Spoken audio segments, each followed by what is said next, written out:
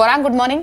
खबरों वाले शेयर्स को देख लेते हैं और जो पहला स्टॉक है उस पर बात कर लेते हैं। वो स्टॉक है वॉकहार्ट का। अच्छी खबर नहीं है और खबर यह है कि कंपनी के अंकलेश्वर प्लांट को यूएस एफडीए से इंपोर्ट अलर्ट जारी हुआ है गुड मैन्युफैक्चरिंग प्रैक्टिसेस के एलिज्ड वायलेशन के लिहाज। और ये सेटबैक है वॉकहार्ट के लिए इसलिए भी क्योंकि ये कंपनी का तीसरा प्लांट है जो कि अब यूएस एफडीए के इंपोर्ट अलर्ट के अंडर आया है। और एक सेटबैक इसलिए भी है क्योंकि कंपनी एक तो अपने जो यूएस रेवेन्यूज उसको रिवाइव करने की कोशिश कर रही है, जो कि ऑलरेडी पिछले साल डिक्रीज हो गए थे अपने वालोज प्लांट के मद्देनजर, और साथ ही साथ जो 2 प्लांट्स पर इंपोर्ट अलर्ट जारी हुआ था। और अंकलेश्वर प्लांट को अगर स्पेसिफिकली देखें तो ऑलमोस्ट 10 to 15% की जो सेल्स हैं वो यूएस से कंपनी ड्राइव करती है इस प्लांट के थ्रू। तो अच्छी खबर नहीं है। और आप देखिए इस खबर के आने के बाद ब्रोकर हाउसेस का भी रुख नेगेटिव हुआ है। मैक्वारी ने आउट परफॉर्म से घटाकर न्यूट्रल रेटिंग दी है, टारगेट्स को ट्रिम करके 1000 के आसपास किया है। और सिटी ने भी कॉशियस स्टांस वॉकहार्ट पर अपनाया है। गौरांग, आपके कमेंट्स क्या है ऑन वॉकहार्ट इस खबर के बीच में? सुप्रभात दीपाली, काफ़ी लंबे समय से हमने दूर रहने की कवायद की है वॉकहार्ट से, और हम ये मानते हैं कि जो महाराष्ट्र में 2 प्लांट है चिकलथाने और वालूज में, जहां पर करीबन 80-85% जो एक्सपोर्ट करता है वॉकहार्ट वो निर्भरता है। और वहां पर जैसे आप भी जिक्र कर रहे थे काफ़ी लंबे समय से यूएस एफडीए का कुछ मुद्दा रहा है गुड मैन्युफैक्चरिंग प्रैक्टिसेस, या फिर कुछ प्रोडक्ट रिकॉल को लेकर के, या फिर एफिशिएंसी ऑफ मैन्युफैक्चरिंग को लेकर के। इसके साथ ही अब जो अंकलेश्वर पर सवालिया निशान लगा है, मेरे ख्याल से काफ़ी कुछ तिमाही नतीजों पर नकारात्मक परिस्थिति खड़ी हो सकती है। फार्मा सेक्टर में अगर निवेश करना है तो वॉकहार्ट को छोड़ करके काफ़ी बेहतर कंपनियां हैं जहां पर हमारी कवरेज है। जी हाँ, ऐसा लग रहा है कि आज वॉकहार्ट देखिए के साथ साथ पूरे फार्मा का मिजाज काफ़ी थोड़ा सा खराब लग रहा है। फाइजर पे दूसरी खबर है, चेन्नई यूनिट में जो उनका प्रोडक्शन है उनको रोका गया है और रेगुलेटरी ने यूनिट को लेकर कुछ सवाल उठाए, तो उसके बाद अगर आप देखें तो शायद ये काम रोका गया है। तो फाइजर पे भी बहुत नेगेटिव खबर है थोड़ी सी, और ये स्टॉक शुक्रवार को भी करीब 11 रुपये टूट के बंद हुआ था। वॉकहार्ट में एक ब्रेकआउट की एक्सपेक्टेशन थी, लेकिन वो अब अगर आप देखें बिल्कुल खत्म हो गई। खैर, मैं फाइजर से बाहर निकल के अब एक अगले स्टॉक पे आऊँगा। मेरा टेक्निकली भी इस पे बात करने का मन कर रहा था, और डीएलएफ अगर आप देखें, यहाँ कंपनी शेयरधारकों से एनसीडीज के लिए मंजूरी मांगेगी और एनसीडीज के जरिए कंपनी के लगभग 2500 करोड़ रुपए जुटाने की योजना है। याद रखिए जरा प्लीज इसके 3 मंथ और एक बार ईयरली चार्ट दिखाइए। एक शानदार ब्रेकआउट के अगर आप देखें बिल्कुल एच पे स्टॉक बैठा है। दैट मीन्स अगर आप फ्रेश ब्रेकआउट ढूंढ रहे थे या फिर फ्रेश स्ट्रेंथ ढूंढ रहे थे डीएलएफ में, तो इस वक्त वो डेफिनेटली है। ब्रिजेश, मैं आपसे एक टेक्निकल कमेंट लेना चाहूँगा, आप डीएलएफ को कैसे अप्रोच करेंगे? टेक्निकली बहुत साउंड, डेरिवेटिव्स में काफ़ी स्ट्रॉन्ग। देखिए वीरेन जी, अगर हम डीएलएफ को देखें डेली चार्ट और वीकली चार्ट पे, दोनों पे ही ये higher tops and higher bottom formation में ट्रेड कर रहा है। फ्राइडे के सत्र में हमने देखा एक 52 वीक हाई भी इसने बनाया और उसी के आसपास बंद हुआ है। मौजूद स्तर पे भी एग्रेसिव बाइंग कर सकते हैं with no doubt. Deeper support की बात करूं तो 145 का आ रहा है, माइनर सपोर्ट की बात करूं तो 152 के आसपास का आ रहा है।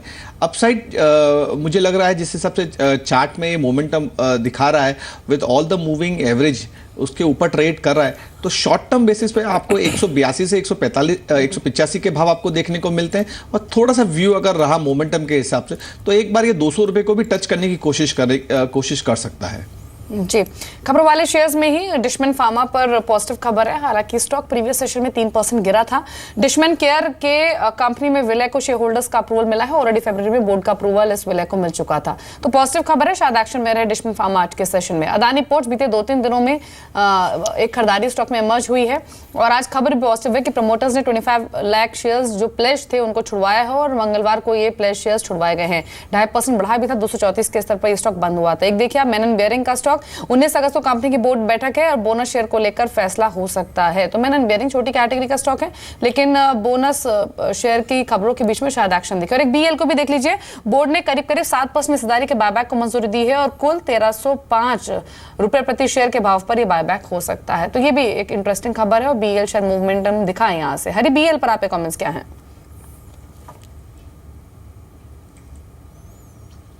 देखिए बीएल पे हम पहले से काफ़ी पॉजिटिव रहे हैं। एक बहुत ही मतलब फोकस्ड प्ले है डिफेंस इलेक्ट्रॉनिक्स के स्पेस पे। पीएसयू भी है, ये पर्टिकुलर इसमें ज़्यादा कंपटीशन में नहीं है और वैल्यूएशंस भी कंपनी की काफ़ी रीजनेबल था। हम मानते हैं कि even at current market prices BL definitely looks good if you are taking a 6 to 8 months perspective. BL अगर आप देखें तो आई थिंक 6 to 8 मंथ की पर्सपेक्टिव से अगर आप देखें राय दी यहाँ पर हरी ने। उसके बाद उषा मार्टिन को देखिए, डव एयरलाइंस में हिस्सा बिक्री पूरी करीब 50% आप देखें हिस्सेदारी है उन्होंने बेची है, तो इस पर नजर रखिएगा। बाकी अगर आप देखें एल्स्टॉम इंडिया कंपनी का नाम बदलकर GE पावर किया और 5 अगस्त से कंपनी के आप देखें नाम में बदलाव हुआ है ये, तो अगली बार आपको ये एक GE पावर के नाम पर दिखाई देगा। उसके बाद Indian metals and ferro board ने वारंट जारी करने को मंजूरी दी है और कुल करीब 165 रुपये प्रति वारंट पर ये वारंट का प्राइस होगा। इंडिया ग्लाइकॉल्स इसके बाद शामिल है खबरों की लिस्ट में। सिक्योरिटीज़ के जरिए अगर आप देखें करीब 250 करोड़ रुपये जुटाने को एक मंजूरी दी है और प्राइवेट प्लेसमेंट के जरिए भी जुटाई जाएगी रकम। तो यहाँ पे इंडिया ग्लाइकॉल्स कुछ फंड रेस करने की बात कर रहा है। लेकिन हरी आई थिंक मैं थोड़ा सा फ्लेवर को चेंज करना चाहूँगा। आई मीन एक चीज़ मैं ये भी देखिए, मैं शुक्रवार की प्राइसिंग को देख रहा था, भाव कॉपी को देख रहा था, ऑप्शन इंटरेस्ट को देख रहा था, आई मीन फ्यूचर के ओपन इंटरेस्ट को देख रहा था। मेटल्स में आप देखिए हरी, हिंडाल्को और टाटा स्टील की price performance, I know Hindalco almost 65 से अब 140 के लेवल पे आ चुका है, 143.70 and still looking very strong. Metals में हरी आप लोग क्या अप्रोच लेके चल रहे हैं और क्लाइंट्स को सजेशंस क्या दिए हैं आप लोगों ने इस पर? देखिए, मेटल्स को अप्रोच करने के मेरे ख्याल से 2 तरीके हैं। एक तो एक शॉर्ट टर्म अप्रोच है और दूसरा वैल्यू लॉन्ग टर्म अप्रोच है।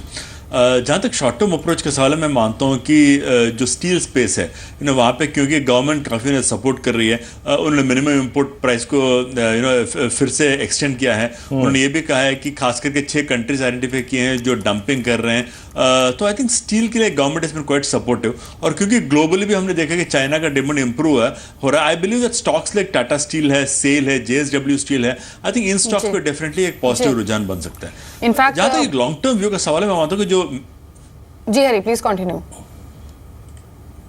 सॉरी, इनफैक्ट मेरा चाहता है कि लॉन्ग टर्म व्यू में मानता हूँ कि जो प्योर मिनरल्स प्ले है जैसे NMDC है, वेदांता है, आई थिंक इन स्टॉक्स में मुझे लगता है कि काफ़ी ज़्यादा वैल्यू है even at these levels. I may not by Hindalco, because Hindalco जैसे आपने कहा वीरेन 60 से लगभग 140 जा चुका है, तो आई थिंक ये लेवल पर मार्जिन ऑफ सेफ्टी ज़्यादा मुझे दिखाई नहीं दे रहा है। जी, इनफैक्ट मेटल्स की बात हो रही है तो हिंडाल्को पर भी आप फोकस करें। एक तो 5% ऑलरेडी बढ़कर ये शेयर बंद हुआ था फ्राइडे को, और आज इसलिए भी तेजी शायद स्ट्रेच हो क्योंकि नोवेलिस के जो नंबर्स आए हैं वो बहुत स्ट्रॉन्ग रहे हैं, और ज्यादातर ब्रोकर हाउसेस का मानना है कि जो नोवेलिस का बेहतर प्रदर्शन रहा है कई क्वार्टर से, वो यहाँ से और स्ट्रॉन्ग हो सकता है, एक री रेटिंग हो सकती है और जिसका बेनिफिट मिल सकता है हिंडाल्को को। इनफैक्ट JP मॉर्गन ने ओवर रेटिंग बरकरार रखी है और जो टारगेट्स हैं उनको भी इंक्रीज किया है, 155 तक के टारगेट्स के वो बात कर रहे हैं। हालांकि स्टॉक ऑलरेडी अच्छे रन अप दिखा भी चुका है, 143 के लेवल्स पर प्रीवियस सेशन में क्लोज भी हुआ था। जय ठक्कर भी हमारे साथ मौजूद हैं, शेयर खान से उनके कमेंट ले लेते हैं। जय, नेक्स्ट टारगेट्स क्या हो सकते हैं और हिंडाल्को आज के लिए या फिर आने वाले सेशंस के लिए अगर कोई खरीदे स्टॉक को तो?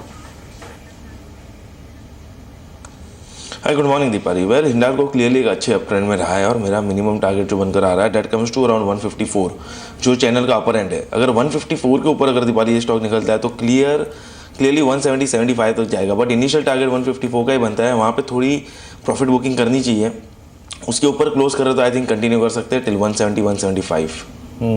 एक और चीज़ आप देखिए, शुक्रवार की तेज़ी में स्ट्रेंथ वाले पॉइंट्स में आप देखें सबसे ऊपर नाम किसी स्पेस का था तो उसमें सीमेंट की भी बहुत स्ट्रॉन्ग प्रेजेंस थी। Look at ACC, UltraTech, Ambuja अगर आप देखें टॉप गेनर था। उसके बाद अल्ट्राटेक सीमेंट 150 रुपये ऊपर, एक सेशन में 150 रुपये ऊपर, और ACC को देखिए 54 रुपये पर। आई मीन टेक्निकली साउंड, और आई थिंक लग रहा है कि इंस्टीट्यूशंस जो है ना इन तीनों स्टॉक्स पे अपनी ग्रिप बहुत डिसाइसिवली बना रहे हैं। गौरांग, आपकी राय क्या है? आई मीन इतना चलने के बाद अभी भी जो इंस्टीट्यूशंस हैं, HNIs हैं, DIs हैं, FIs हैं, उनका कमिटमेंट और कॉन्फिडेंस इस स्टॉक से डगमगाया नहीं है। अभी कितना रन अप पॉसिबल है गौरांग इनमें? देखिए, अक्सर वीरेंद्र दुविधा होती है इतना चलने के बाद। अब जिस तरीके से खपत सीमेंट की होने वाली है, मुझे तो लग रहा है कि पूरे सीमेंट सेक्टर का भविष्य काफ़ी उज्जवल है। और अगर आप कुछ मुद्दे पर गौर करें, मिसाल के तौर पर जिस तरीके से सरकार इंफ्रास्ट्रक्चर के ढांचे को सुधार करने की कोशिश करेगी, जिस तरीके से मेट्रोज, टायर 1, टायर 2 सिटीज़ में मोनोरेल्स, मेट्रो रेल्स की बातें हो रही, जिस प्रकार से REITs bill, real estate bill को लेकर के रियल एस्टेट सेक्टर की सूरत और शक्ल बदल सकती है, और जिस तरीके से डिफंक्ट एयरपोर्ट्स को ऑपरेशनल करने की बात की है सिविल एविएशन मिनिस्ट्री ने करीबन 30, और आने वाले समय में dedicated freight corridors, quadrangles, highways, freeways, portways, I think मेरे हिसाब से तो और भी काफ़ी ऊपर जाने की क्षमता रखते हैं सीमेंट सेक्टर के स्टॉक्स। और वहाँ पर as a disclosure Grasim, ACC, UltraTech, Ambuja, Mangalam, JK Lakshmi cement, Heidelberg, India cement, Kesoram, ये कुछ कवरेज है हमारी। जी, इसके अलावा मैक्स फाइनेंशियल और एचडीएफसी लिमिटेड दोनों स्टॉक्स पर आज आपको नजर रखनी है। दरअसल मैक्स लाइफ और एचडीएफसी लाइफ दोनों ही कंपनियों के बोर्ड की आज बैठक है जिसमें शेयर स्वैप रेशियो पर डिसीजन लिया जा सकता है। यानी हालांकि माना यह जा रहा है कि मैक्स लाइफ, मैक्स फाइनेंशियल और एचडीएफसी लाइफ तीनों का ही जो मर्जर है वो एक ऑल स्टॉक डील होगी, ऐसी इंफॉर्मेशन मिल रही है। और मैक्स लाइफ को पहले मैक्स फाइनेंशियल में मर्ज किया जाएगा 1:1 swap ratio, share swap ratio के तहत। और उसके बाद जो शेयर होल्डर्स होंगे एचडीएफसी लाइफ के, उनको एक्सपेंडेड मैक्स फाइनेंशियल के हर 10 शेयर के मुकाबले 24 शेयर्स मिलेंगे, ऐसी जानकारी दी जा रही है। हालांकि दोनों ही कंपनियों की आज बोर्ड बैठक है जिसमें इस पर फैसला होगा। लेकिन मैक्स इंडिया को अगर आप देखेंगे प्रीवियस सेशन में तो 12.5% के जोरदार मूव के साथ ये स्टॉक क्लोज हुआ था 15 रुपए की तेजी लेकर। तो नजर रखें आप इन स्टॉक्स